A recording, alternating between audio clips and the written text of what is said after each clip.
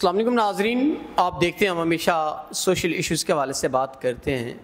آج ایک معتبر اور سید گھرانے سے تعلق رکھنے والی ایک حافظ قرآن بہن ہمارے ساتھ موجود ہیں، جو کہ اپنی زندگی کے معاملات سے کافی حد تک پریشان تھیں، اور انہوں نے اپنی جتنی بھی زندگی گزر چکی اسلام کے مطابق گزاری، اور جو وقت ان کا گزر رہا ہے اسلام کے مطابق گزر رہا ہے۔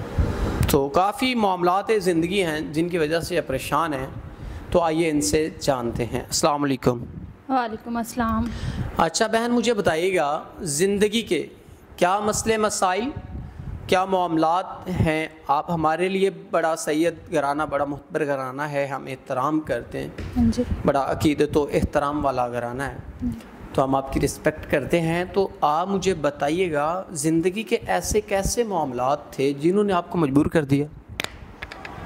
جی، دراصل آپ کو سب سے پہلے تو ہمارے معاشرے کا پتہ ہی ہے کہ کس طرح کا معاشرہ ہے اور کون سے حالات ہیں یہاں پہ۔ نہ سیدہ چھوڑیں، یہاں پہ کوئی بھی بندہ، اب آپ میرا ہی حساب لگا لیں، میں سیدہ ہوں اور میں یہاں پہ اپنے آپ کو تحفظ محسوس نہیں کرتی ہوں۔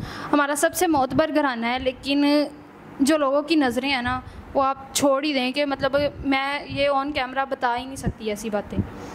ایک تو اب میں اکیلی ہوں اور میں ہی بچوں کو نا گلی محلے میں قرآن پاک پڑھا کے تو اپنا گزارا کر رہی ہوں، اور اس معاشرے میں سروائیو کرنا اکیلی عورت کے لیے تو بہت ہی مشکل ہے۔ میرا بس یہ ہے کہ ایک تو ہمارے نا گھر کے حالات اتنے کوئی ٹھیک نہیں ہیں کہ ہم مطلب 2 وقت کی روٹی بہت سکون سے کھا سکیں۔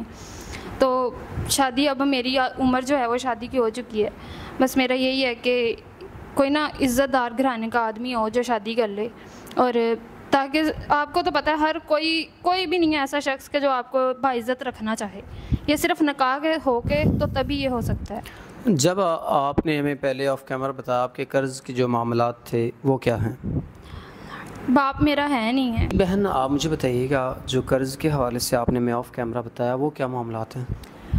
وہ میرے والد صاحب کی جو ہے وہ وفات ہو گئے ہیں، وہ فوت ہو چکے ہیں، اور والدہ کے نا علاج کے لیے میں نے لیے ہوئے تھے قرض اپنے نا، ادھر ہمارے محلے میں ہی رہتے ہیں جو مطلب تھوڑے معتبر لوگ ہوتے ہیں جن سے ہم پیسے والے ہوتے ہیں تھوڑا بہت، لیکن نا بہت ہی کوئی ضلالت ہو، میں نے پیسے لے کے نا مجھے لگتا ہے میں نے بہت ہی بڑی غلطی کی ہے۔ اب میرا ڈیلی کا اذیت ہی یہ ہے روزانہ کی ہر معاملات میں کہ میں نا پیسے کس طرح کر کے ادا کر لوں، لیکن آپ کو پتہ ہے کہ قرآن پاک پڑھانے سے کون کوئی پیسے دے جاتا ہے یا کوئی کتنے ہی پیسے آ جاتے ہیں، 100-50 اس حساب سے پیسے آ رہے ہیں، اور 4 سے 5 بچے ہوتے ہیں میرے پاس بس۔ اگر کوئی ایسا انسان جو آپ کے قرض کے معاملات آپ کو تحفظ دیتا ہے، آپ سے نکاح کرتا ہے، آپ کے تمام تر جو پریشانیاں اس کو حل کرتا ہے، اگر اس کی عمر بڑی ہو یا پہلے شادی شدہ ہو یا آپ کو باہر لے جانا چاہے، آپ کو اس میں مسئلہ تو کوئی نہیں ہوگا؟ عمر بڑی کی تو بات ہی نہیں ہے، آپ کو پتہ ہے ہمارے اسلام میں اس چیز کی اجازت دی گئی ہے کہ لڑکا لڑکی کی ایج کا تو کوئی ڈیفرنس اس میں بتایا ہی نہیں گیا ہے، لیکن یہ ہو کہ عزت کا محافظ ہو۔ میں یہ نہیں ہے کہ آج شادی کروں اور بعد میں پھر وہی حالات خراب ہوں، تو کوئی محافظ ہو، بے شک بڑی عمر کا یہ اس کا کوئی ایشو نہیں ہے۔ ناظرین، بہن نے واضح طور بتا دیا، سیدہ بہنیں حافظ قرآن بھی ہیں، انہوں نے واضح بتا دیا کہ میں ایک ایسے انسان کو چاہتی ہوں کہ جو میرا محافظ بنے۔ عمر کا کوئی مسئلہ نہیں، کسی قسم کا کوئی مسئلہ نہیں، لیکن انسان رسپیکٹ دینے والا ہو۔ تو ہم امید کرتے ہیں کوئی ایسا انسان جو ان کو رسپیکٹ دے اور ان کا محافظ بنے تو وہ ضرور ان کے ساتھ نکاح کرے۔ تو اسی کے ساتھ اپنے میزبان نواب احمد کو دیجیے گا اجازت۔ خدا حافظ۔